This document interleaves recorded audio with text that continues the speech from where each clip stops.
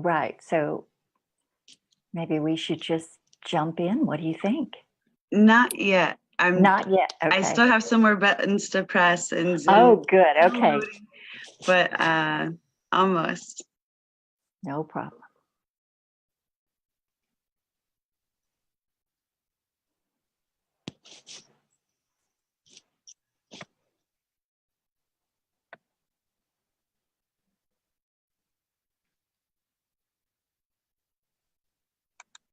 Okay, great.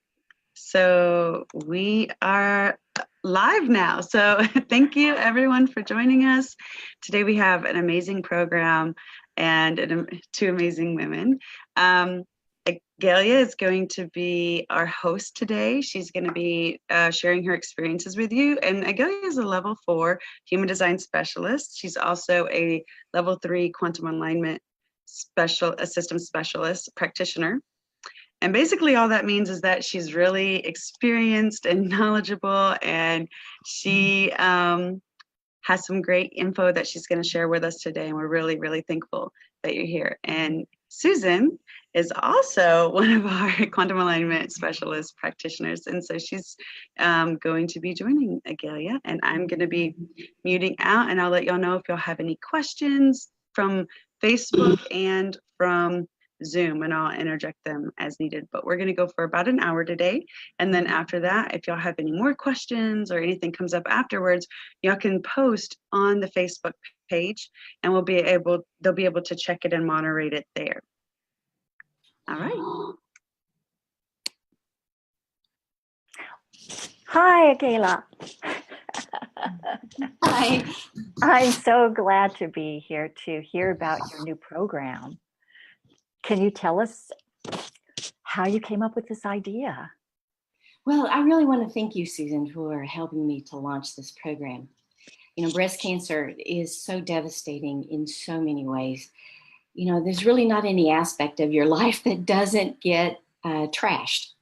It's just a matter of how bad.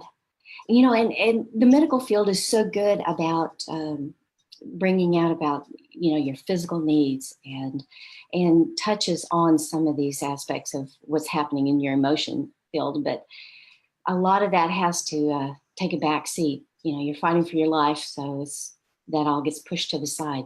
And I want to change that. Mm-hmm. That sounds great. And breast cancer in particular, do you have personal experience with that, right? Right. Well, I'm a retired nurse practitioner, and I've been a nurse for a combined 40-year history. And I mostly in the ICU, and I've taken care of breast cancer patients my entire career, a lot in the end of life stages. And then when I became a nurse practitioner, I worked in women's health, and I was one that set up ladies for mammograms and referred out if they were found to have breast cancer. But it got personal in 2011. I was diagnosed with an aggressive form of breast cancer. It was caught early, but I went through it firsthand, and all of these needs got very personal. You know, all this time I knew that we weren't meeting the needs of the breast cancer veteran, but it wasn't until I got it that I realized how desperately this was needed. Right. I noticed that you used the word veteran instead of survivor. Can you tell us about that? Well, the label survivor never really felt right with me for several reasons. First of all, not every woman who's diagnosed with breast cancer is going to ultimately survive. And I want to honor them. Second, the survivor sounds like, okay, it's gone. You know, go home. You know, pick up your life like it was. Everything's fine. Don't have to worry about it. But it doesn't feel that way. You know, there's always that thought in the back of your mind that it's going to come back. Like you're just supposed to be happy and grateful you're alive. And it's not easy to just go up and pick up like things haven't happened. You know, and that's why I started this course, or that I, you know, brought out about presenting this course at this time. You know, I have really tried many things to get past all the damage that cancer brought. And there were several things along the way of my path that came along and helped. And now I have an opportunity to put them together. I have used some EFT, and that is emotional freedom technique. And emotional freedom technique is approved for use with PTSD and military veterans. Well, I went through war. It felt like war. Yeah. And I felt like I had PSTD also. So I looked at the definition for a veteran, and in Google, a veteran is someone that has long experience with a topic. Well, I really resonated with that, where I never had with survivor. But then again, it's a label. People use what they need. It's just the one I chose. It sounds like a really honoring way to think about it. And yeah, so I noticed that you're using the grieving process. Can you tell us how that applies to breast cancer veterans? Well, being a nurse for 1,000 years and a lot in the intensive care unit, and I don't exaggerate, that's just the way I speak. I have seen a lot of death and seen a lot of people going through a grieving process. And I'm very familiar with Elizabeth Kubler-Ross's book on death and dying. She was a Swiss-American psychiatrist that dealt with terminal patients. Well, she wrote that there were 5 stages of grief. And it's a process that people have to go through to actually get to full acceptance and to get with peace with what's happening with them.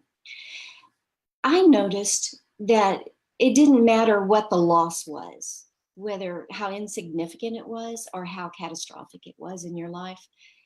People go through stages, or I call them phases of grief. And the ones that allow this process to happen and flow, they're the ones that actually get some peace, and they get over their loss quite a bit easier. I want to show breast cancer veterans how to do this. Wow, sounds really good.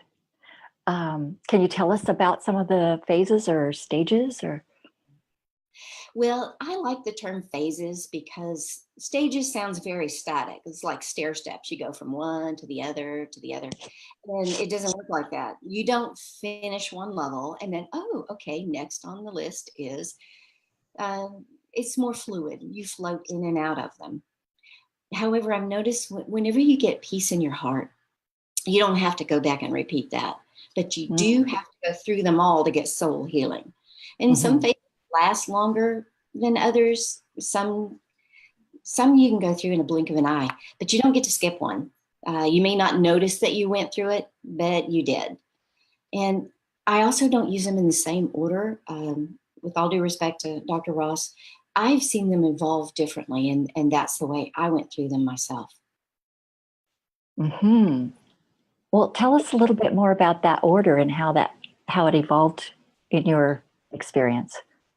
Well, the first thing that you go through is not actually one of the 5 phases, but it's unavoidable when the loss is huge, and it's shock for a period of time, and it could be just a split second. The brain shuts down and nothing is going on.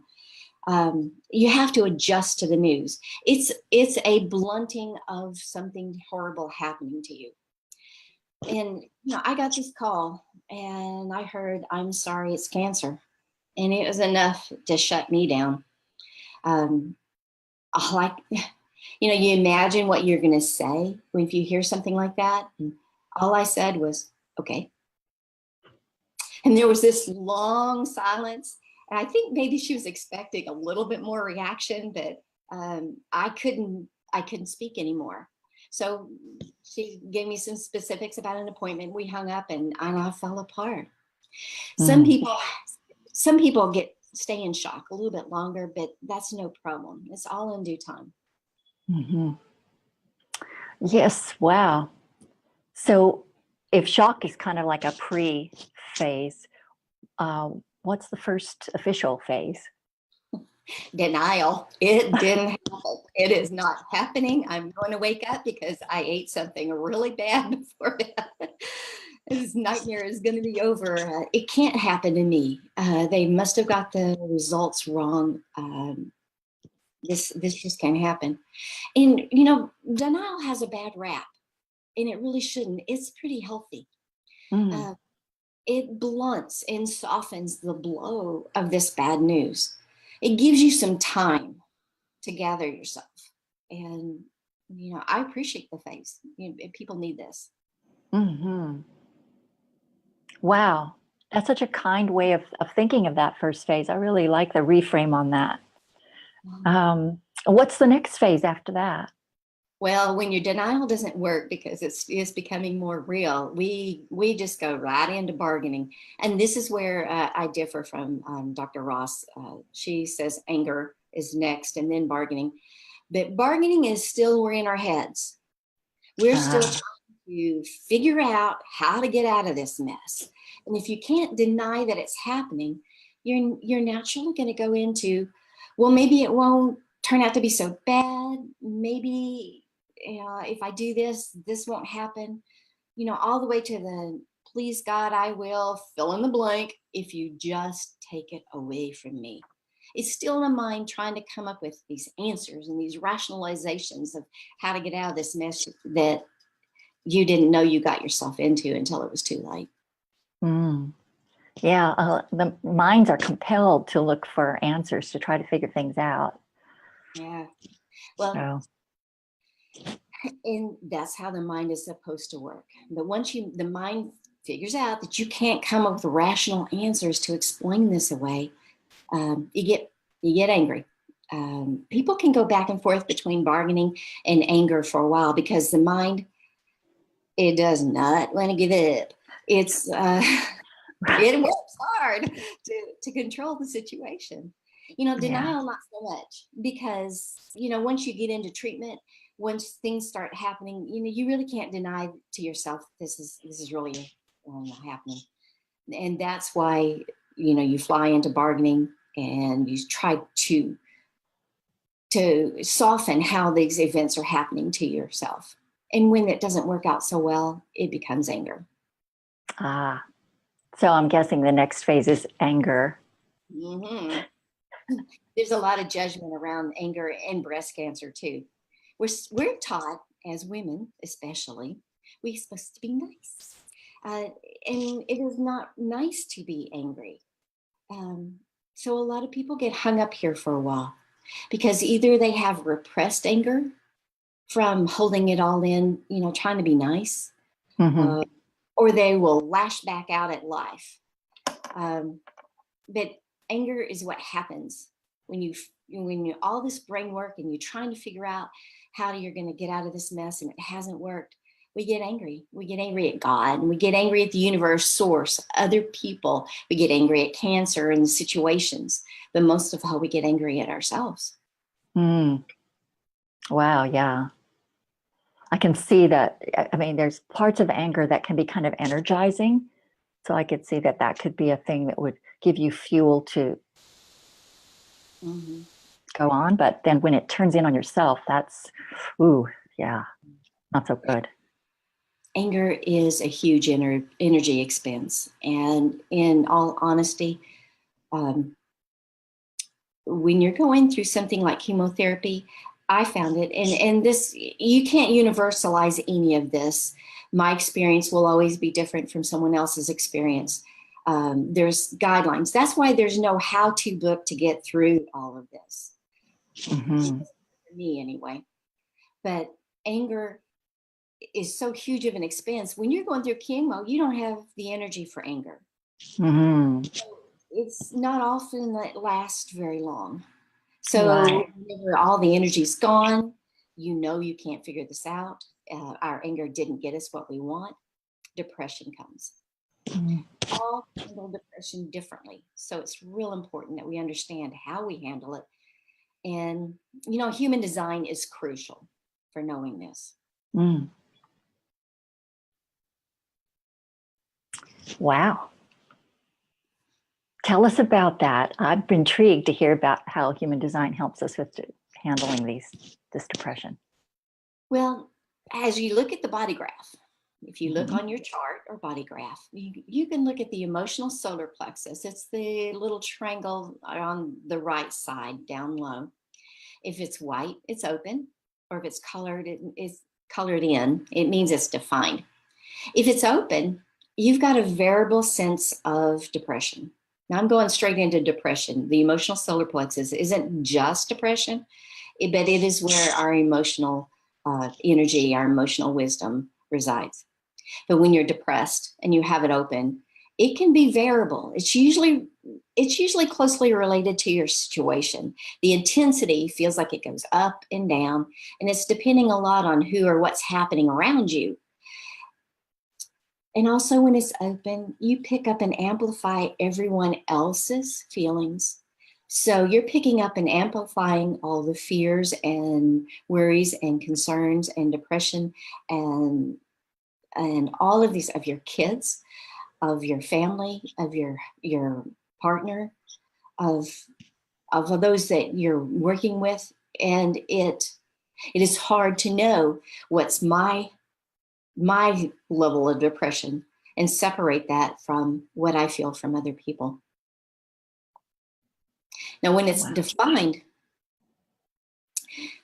you're supposed to have some regular times of low or melancholy spirits. And, it's a naturally super creative time. And when you go inward, you get reflective about things. And the trouble is we have so many judgments against depression. We fight it, misunderstand it, we medicate it, do anything but allow its normal flow in and out of our lives. For the defined emotional solar plexus person. Depression is inevitable with any loss. Depression is inevitable, but it is necessary to learn how not to resist it. And by not resisting it, whether you're defined or undefined, the intensity doesn't get so desperate. That's a great point. Yeah. So I think we're at the last stage. Is that right? Okay. When you've gone through all of that, there's good on the other side. This is a good phase. It's acceptance. And it isn't the acceptance of defeat or giving up. It's about getting peace about what has happened and the decisions, all that you made on the whole time. It doesn't mean you have to like these decisions. It just means that you processed them and went through all the phases of adjusting to it until you became at peace. I had cancer and I went through hell. I made good decisions and I made some bad decisions, but it is what it is. And I still don't know why I had cancer, but it doesn't have a chokehold on me anymore. Wow. Yeah, so that big why question, that's a haunting kind of thing. Can you tell us some more about that? Oh, yeah. It's the unanswerable question. It's the elephant in the room. It's the big question. Why? Why me? There's just so much judgments around what happened. Why did I get cancer? Is it because I'm not worthy of life on this earth? Did I do something wrong? These thoughts just go endlessly on a soundtrack in your mind, especially if you have an open mind like mine that's sucking up everybody else's questions, because people coming up to you wonder why you got cancer. But on my first visit to my oncologist, who's a wonderful man, I asked him, why did I get cancer? And, he just quickly, said, it doesn't do any good. Don't ask why. Because there really isn't an answer to it. And well, try telling that to this open head that's designed to constantly ask, who, what, when, where, why. And since I felt shut down, I didn't feel it was okay to ask. I just came up with all of these things that started horrifying me. I just was imagining all sorts of horrific things. And I lost sleep. I started roaming the house at 2 a.m. I didn't want to wake anybody else up. They'd already had enough of my constantly looking for answers somewhere trying to find out why. And I just really wished I had someone to talk to. And sure, I have friends. I could have, they would have all said, call me. But I needed to talk to someone who really understood. And I didn't have that. Yeah. Aren't there support groups for cancer veterans? Well, there are a few, and I tried them, and some were excellent. There was an organization called Why Me that is staffed by veterans that help. Now, for me, since I was such a basket case, it helped for like 2.3 seconds, and I was back into it. My mind could not let go. The American Cancer Society has a message board, and it's welcoming to newly diagnosed, and that's excellent. It's very encouraging. But I noticed that most of the traffic was lifers or ladies whose cancers are terminal. And I don't know about anyone else, but I found it kind of hard to ask support for matters, from ladies that are facing death. It just made my problem seem so trivial. Yeah. Wow.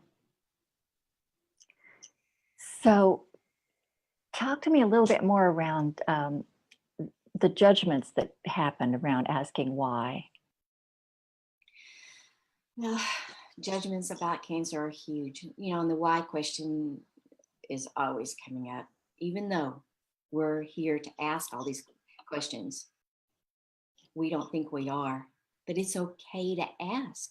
It's okay to ask, but it's not okay to try to keep figuring out the answers. We're supposed to ask these questions out into the universe. But whenever we do, it seems like the unanswerable question leaves this vacuum in your head. And Aristotle once said, nature abhors a vacuum. So it seems like you've got to just rush right in there, and your brain starts firing all these possibilities and imagine of, things that could and might possibly be answers. So these answers are coming in and rationalizations, and our brain is always seeking epiphanies. The trouble is that they're often wrong. Wow. So did you personally go through a lot of judgment? I was so hard on myself. I could not believe I got cancer. And a part of me, I can't believe I'm standing up here telling the world I got cancer. My job was to teach women to reduce the risk factors. I was such a health food snob. I did my exercise, I got my vitamins, and I didn't drink, smoke, or carouse or anything. So, I shouldn't have gotten cancer, but I did. And then after I did, I felt like everything I stood for was for nothing. I even caught myself one day. I was still working. I had a client, a young girl that asked me some questions about a healthy lifestyle. And I heard myself saying a few things, and I said, why listen to me? I got cancer. It's time to put an end to judgments. And that's why I'm here on this live Facebook feed. Right. Wow, that is awesome. So it occurs to me that judgments are kind of looking for something to blame. Do you think that's true? That's right. It's like it just can't be. It can't be because it is. It's what I call the blame and shame game. I had to go into so many scenarios of things I might have done from childhood to date. I used to reuse water bottles long before the BPA stuff. I reused them and froze them and let them thaw out as I needed them throughout the day, and then reused them again. And I'm thinking, was that the reason why? I was wondering if I was being punished for not being a good enough person. The possibilities of where I've messed up are just endless. So my head was not a fun place to be. No. But if that wasn't bad enough, it was having other people tell me why I got cancer. That got a little tough for a while. I just can't imagine that. So other people actually told you why you got cancer? Yeah. Well, twice I had people tell me that cancer is anger turned inward. Hmm. All right, then. Thank you much. So that means I got cancer because I'm this festering pit of unresolved anger issues. This is very helpful here.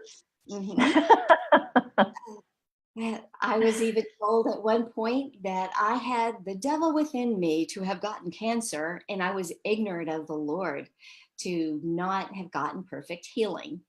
But I never really thought of myself as an angry person until then. Oh But dear. it hurt. I took all that in. And these things, if people think, or if anyone thinks that anybody wants to hear that when they're going through a diagnosis of cancer, hear me now. They don't, I didn't, nobody won't.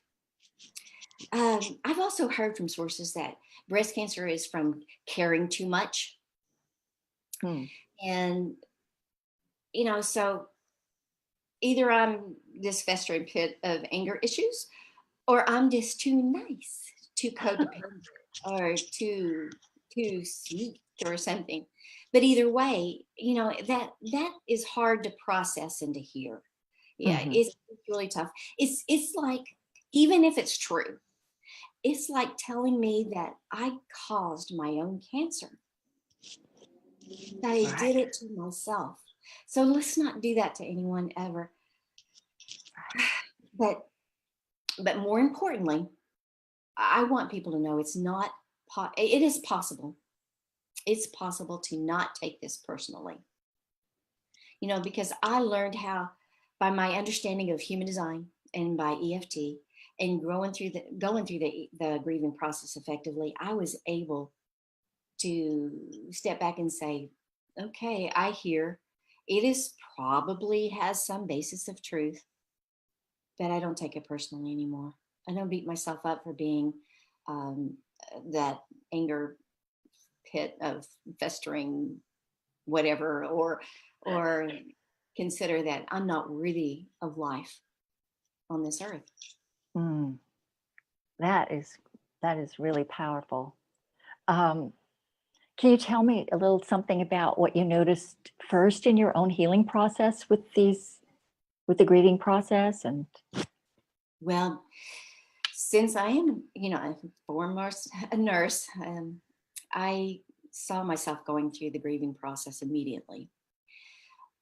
Well, sort of immediately.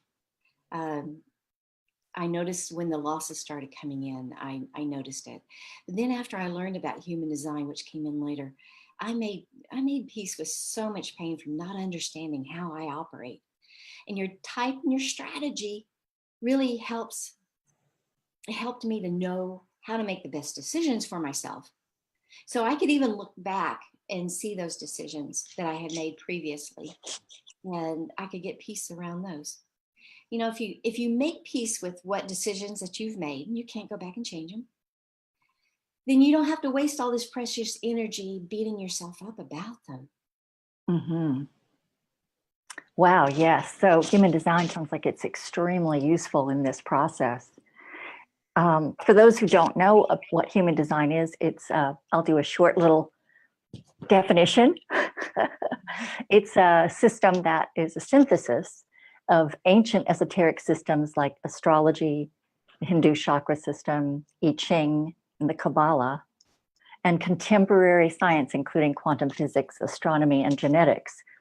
And it provides us with a blueprint or map of that can show us our life purpose, how to use our energy, and how we can best interact with others, and the power of how we best make decisions. Each person's way is unique according to their design. So did you know about, and you're going to use human design a lot in this course, is that right? Right. It is the foundation of this course, because definitely for one of the stages of grief, of being able to make peace with your decisions and what has happened to you, you need to know this. You need to know your personal strategy. for decision making, and you need to know where you hold your greatest pain, so you can release this negative energy. But you asked me about if I knew it beforehand. I didn't. I was about 5 years out before I stumbled across human design, and I have to say I stumbled across it. The best things in my life have always come to me when I was kicking and screaming, trying to do something different. And human design is one of those wonderful things that happened to me. When I first learned human design, it was such a relief. It explained me in ways that no other personality system had ever had. It was freeing. It was like seeing the beautiful bits and parts of me that are all hidden underneath the human trauma of life. Wow. Yeah, that's amazing. Can you tell us about how it helped you with your experience of surviving cancer? Yeah, well, like I said, it really helped me with deciding what to do, because I had to settle my mind about my decision to go with allopathic medicine. Even though I've been a nurse forever, I've always had this huge interest in alternative measures. I've studied traditional Chinese medicine in the past, and I know that there's other ways. And yeah, I'd like to have gotten that perfect healing too, but that wasn't one of my options at the time. But it was, I couldn't make up my mind what I wanted to do, go conventional medicine or try something else. And I was so torn. I found myself asking everybody else their opinion, or what would they do? And yeah, the bank clerk was a little confused when I asked her that, but everyone else had this opinion. The trouble is that everybody's opinion was so different. I had people telling me, oh, listen to the doctors, do what the doctors say. You just can't take that chance. And then I had others, opinions I respected a whole lot, say, well, I was barbaric to consider mastectomy, and I should just eat these special mushrooms and see if it went away. And that kind of floored me. I wonder if that person could have said that about themselves as freely as they were able to say this about me, because that was one thing that really hit me hard. I wanted to be confident about what I was making, what decisions I was making. I didn't want anyone to tell me what to do, but I asked everybody. It was crazy. I kept asking everybody. I wanted the courage to decide for myself and stop collecting all these opinions. They didn't have cancer. I did. Wow. Yeah. So how did you decide for yourself? Well, I realized retrospectively that I followed my strategy even before I even knew about it. I tried to find answers. I'm one that I was, saying, please God, I need a neon billboard, flashing lights, the whole thing, tell me what to do. And I never got it. So, since my strategy as a generator is waiting for something to respond to, even though I didn't realize it at the time, I really did, because I took this person's advice about, going down the path of eating these mushrooms and waiting. And I imagined myself canceling my appointments, canceling my surgery, not even going back to give a reason why, just taking these supplements, doing whatever alternative other measures I needed to do. And, those are all reasonable and real for many people. But as I was imagining myself walking down this path of doing this, I started getting this sinking feeling in my gut. And it was almost like a sense of dread. And so I decided, okay, I will consider the other option. And the dread feeling just lifted and went away. So I went to see the breast surgeon. And the moment she walked into the room, I felt this overwhelming sense of peace. That okay. So no matter what doubts or problems, and yeah, my decision, it wasn't free of this pain. It wasn't free of disappointments, and a lot of things went wrong. But I cannot look back and doubt that I made the wrong decision, because my sacral told me it was the right thing for me. Right, right. Wow. So what are the other modalities that helped you that you're going to be using in your program? Well, when I first found out about human design, it was through Karen Curry Parker, Mhm. and I found out about it. And yes, I'm a 5'1". I had to know more. It was compelling to me, and I dove in, and I have followed her for some time now, a couple of years, and she developed a quantum alignment system. And this is where she brought in the EFT, the emotional freedom technique. And, that is designed to release suppressed pain and trauma. And when, with this quantum alignment system, I was able to release a lot of issues around my having breast cancer. Oh, that's wonderful. So I'm going to do a short little thing about what EFT is for those of you who don't know. It's short for Emotional Freedom Technique, and sometimes called tapping. And it involves being guided through tapping gently on acupressure points while speaking out loud things that are causing us pain. As we tap, the painful things that are caught in our nervous system and energy field begin to shift and can be released and healed. So, Yeah, that's right. When we use it in a combination with human design, it's an excellent way to target and bring out these traumas, these past pains. The CFT is a combination of talk therapy, but it's also a way of taking down the sensitivity around any fears or pain that we have. It's like you never really forget. I'll never forget the pain of chemotherapy, but it doesn't have that same level of emotional trigger. It's just like, oh yeah, that happened. I went through that. When it's, but yeah, used, and it's great, but used in conjunction with human design, it's incredibly powerful. mhm. So that's why I chose those two. Wow, that sounds awesome. So can you tell us a little bit more about how the grieving process, um, Well, worked? the night before I had my surgery, I realized I had not said goodbye to my breast. That's when I knew I was grieving. I knew I was going through the process right then at that time, but I was too close to do anything about more than just know about her, to be aware of what was happening. But then I realized as time went on, I was going through bargaining. I was trying to get my way out of it. If I would do this, maybe I wouldn't lose my hair. And I did. And my eyebrows. Thank you much. I'm so glad they grew back. But I saw myself there trying to figure out some way to control what was happening to me.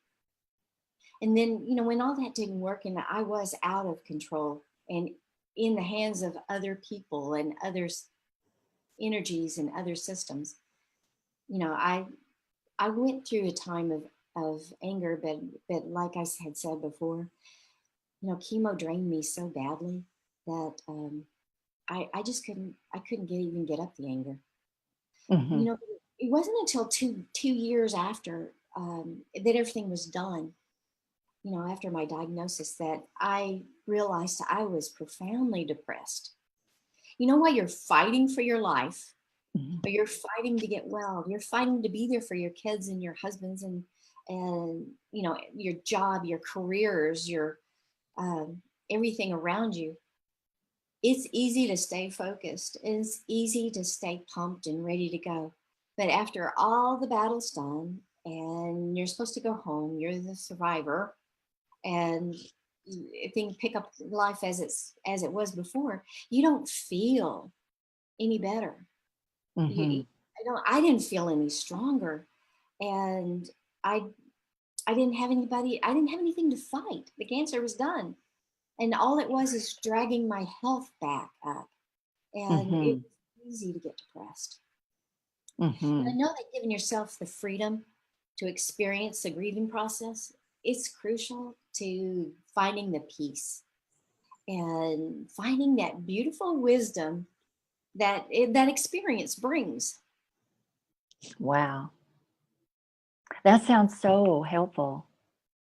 Can you tell us how you bring it all together in your program? Well, using the human design, I'm going to help people to understand the areas where they're going to hide their pain, Mm-hmm. and where the areas, the centers that shape how we react to things, because we don't all react to things the same way. Like, I was pretty shocked when I heard about, cancer as anger turned inward. I was hurt. I took it as um, I was not, that I was phony or something. Now, not everybody will take it that way. The human design, if you looked at my chart, I could look at their chart, I could see why I did. The EFT is able to focus in that area that helped me trigger to that. And it releases that, all that emotional ties around that.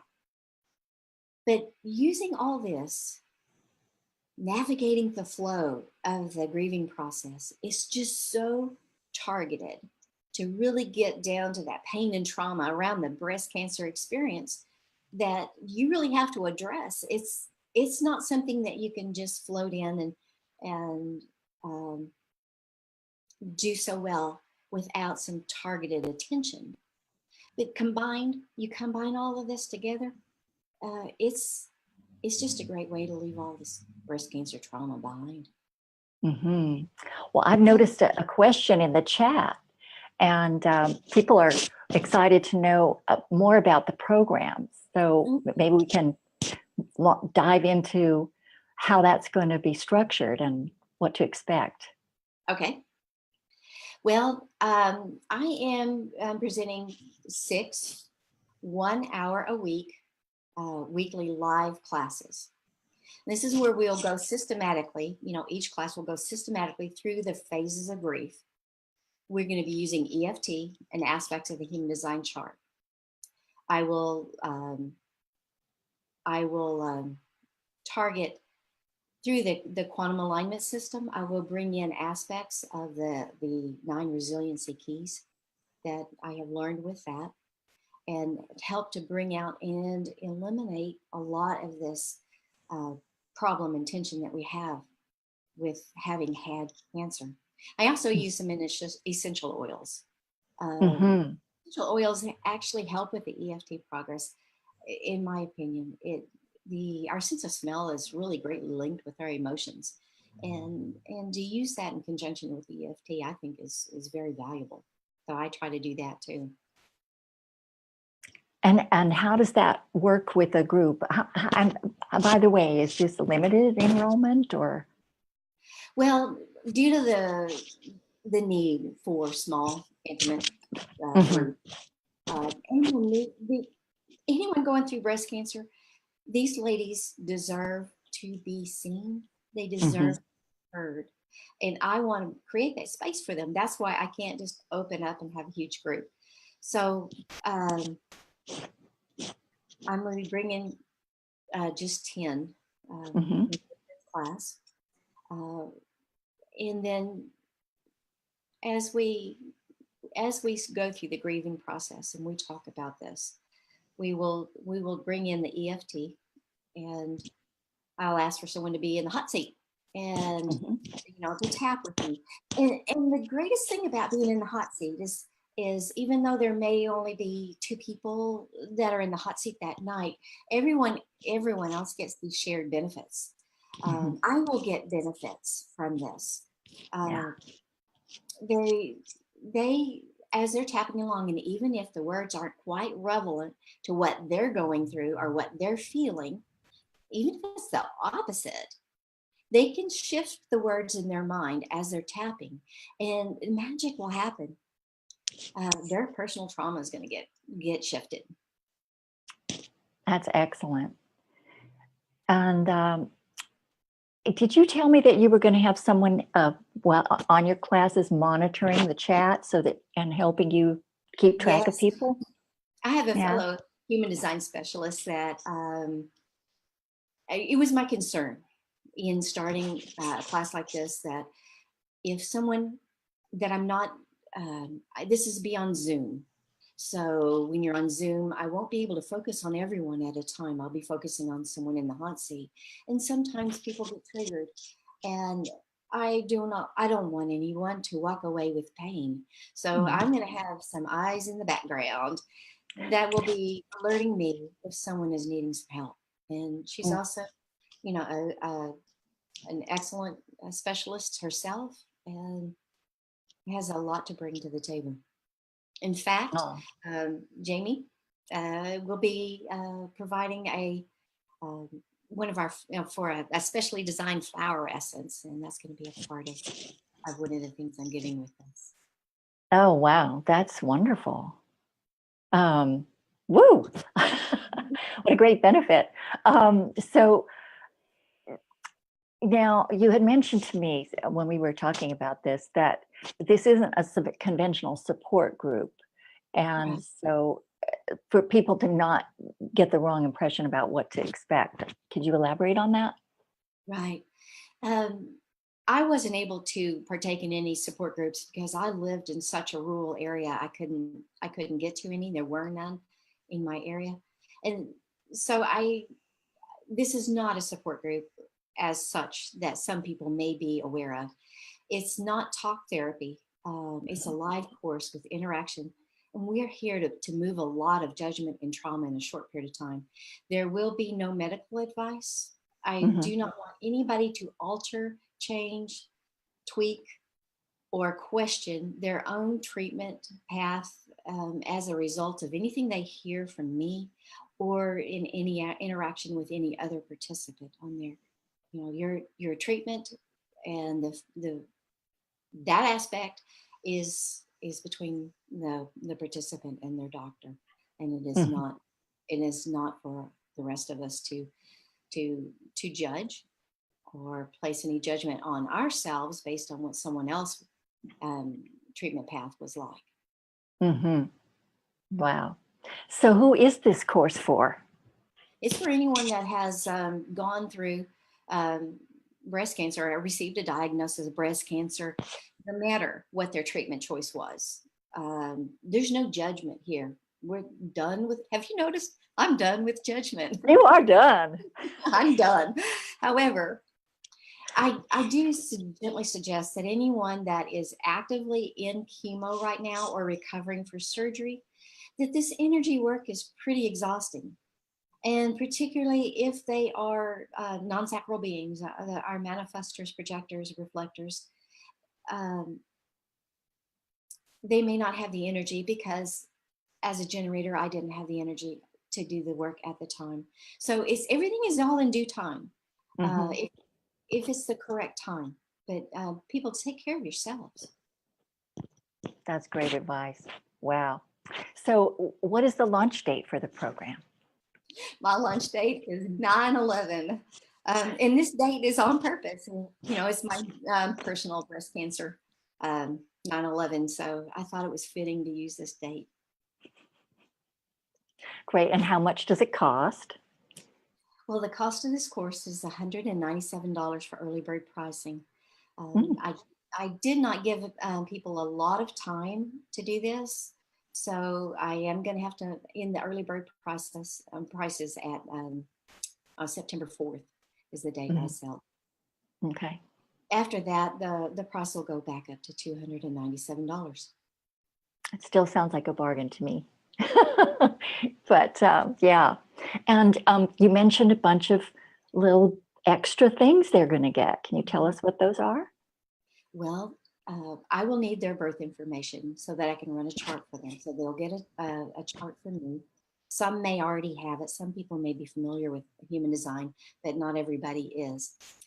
So I also send all the entry-level informational reports that I have created around their type and, the basic how to read your chart things.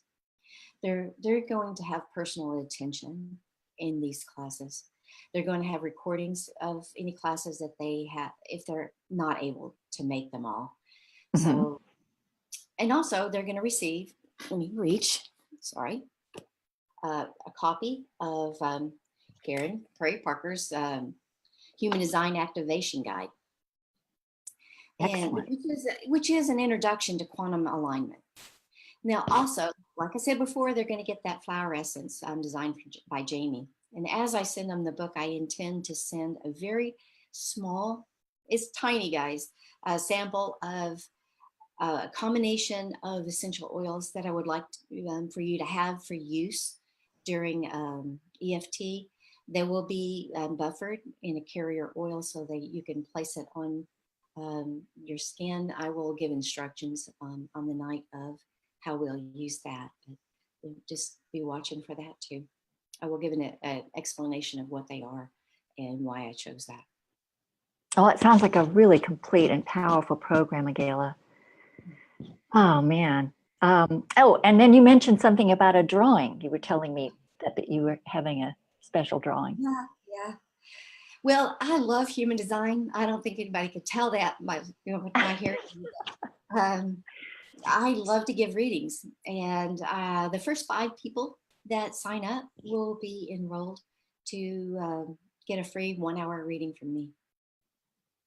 And some people may be well versed in human design, but I please don't let that keep you from wanting to hear from me, because I just love to do these readings. Wow, that's wonderful. Well, thank you so much for telling us about this program. It sounds like it's going to be very complete and very individually focused, using the human design. And then from your amazing experience, your wisdom and beautiful energy, I think people will really benefit. Thank you. I really appreciate you helping me to do this, helping me, to bring this out. I really, truly appreciate it. It's a pleasure. So I'm wondering if there's any questions out there that we don't know about or do know about. Doesn't look like there's any questions right now. Okay. Yeah, y'all did great and answered everyone's questions, apparently. Well, good. Yeah. All right. So we have some comments coming in. Carol saying, well done, ladies. I enjoyed it and she learned some new things. And Steph says, Agalia, I wish you so much luck with your program. Jamie says, thank you both. So much love you. And you guys. Just a lot of people commending y'all and for sharing your information and doing this program and offering the support and the help that you wish you had when you were going through it. May I, since there's not a lot of questions, and I've talked a lot of heavy stuff tonight, I would like to just tell the world was a couple of the things that made it easier for me or made it better for me. The first surgery that I had, I was wheeled out from the hospital and settled in this car seat by this elderly gentleman, and he just so tenderly put me into the car seat, and he pulled out the seatbelt, and I go, oh yeah, knowing I couldn't reach for the seatbelt, and he just, instead of me taking it, he just tucked the chest strap behind my back, because I didn't have any idea. I couldn't handle the chest strap coming across my chest. And I thought that was the kindest measure for someone to observe. And I think it's just so special. In Hallmark cards, I'm I love those cards. When you're going through chemo, when you're going there, your energy is non-existent. And even people coming over to see me and me, okay, yeah, let me, yeah, fix, yeah, okay. It took energy to interact, but Mhm. I would get a card just at some of my lowest times, and from people that I didn't even really know that well. They would send me a card. So it was great. I still have every one of those cards, and I enjoy them. I feel the caring that comes through every time I look at Mm. it. But Yeah. my sense of humor really kept me alive. Um, there was, in chemo, there's this week that we call it the hump week. It's like Uh-huh. Wednesday, only it's your chemo session. It's that one. Okay, you just cannot see the weekend coming. And I had to see my oncologist, and he was such a tender man, tender, sweet man. And he knew I felt gray. I just didn't think I could make it. And I looked gray. I was gray. And Yeah. he was especially, sensitive to me. And he goes, "Is there anything else that I can do for you?" And I just said, "Well, there is this one thing." He turned right around because he had started to work on the computer, and he turned around and said, "Oh, please tell me what that is." And I said, "After all this pain and all this hell I've been through, I'm not getting the one thing that I wanted." And he goes, "Well, what is that?" And I said, "I wanted a bionic boob. I wanted a rocket launcher or a flamethrower. I wanted weapons of mass destruction.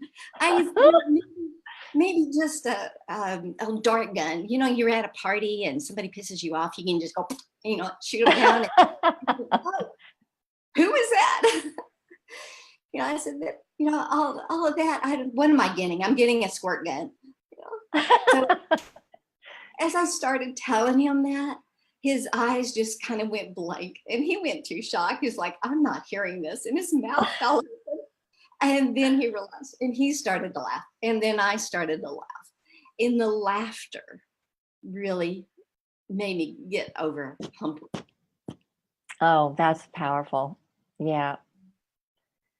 Well, thank you So, guys. I truly, truly appreciate you guys showing up to hear my story. And We had one more comment. okay. Steph is a spiritual teacher from Germany, and she agrees with you on all your points. And even her clients are saying this as well, that they really love those pick-me-up cards and those energetic pictures. Mm-hmm. Mm-hmm. They work magic. Work magic. Well, if there's anyone out there that hears my words and needs what I have to offer, I'm here.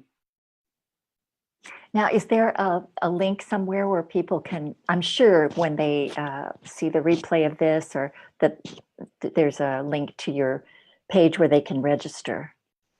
Kristen, can you put that out there? I think I I did. sure will. Yeah, I have it. I'm going to put it out there right now. Perfect.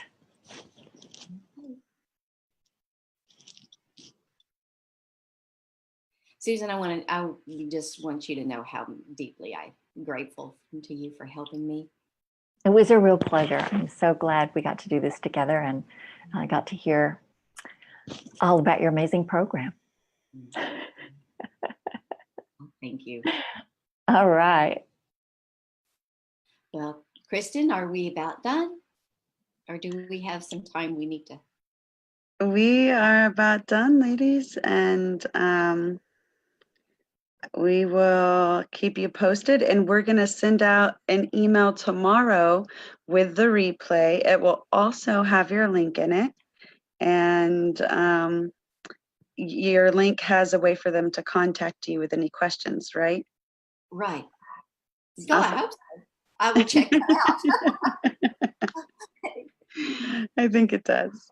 Well, So, Zach said, yeah. So okay, then I will trust it. yeah, I have to trust it. My mind trying to kick in there. Thank you so much for hosting today. It's Thank been you. wonderful and hope to have you back soon. Thank you. Bye. Bye.